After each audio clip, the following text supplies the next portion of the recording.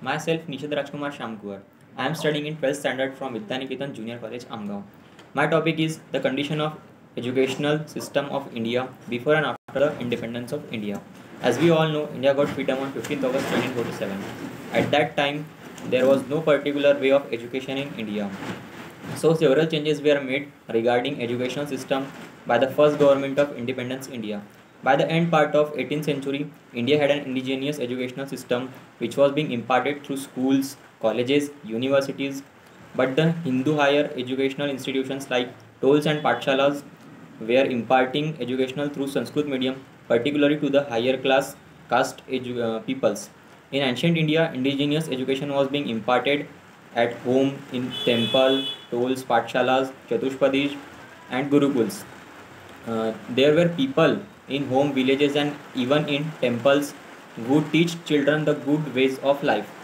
By 1820, the British had already destroyed the financial resources that supported our educational system, a destruction that they had been carrying out for nearly 20 years. But still, Indian persisted to continue their traditional way of education.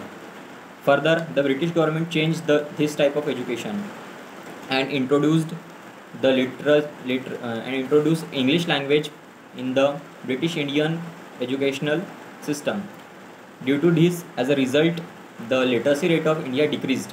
In so many places, there was casteism, and also the women education was forbidden in India. So many peoples like Savitribai Phule, Mahatma Jyotirao Phule, Dr. Babasaheb Ambedkar were fought against this injustice. After India got independence and the establishment of Indian first government, the Indian Constitution was written by Dr. Babasaheb Ambedkar, and from then so many policies were introduced to peoples to encourage them to study and go to schools and get a good education.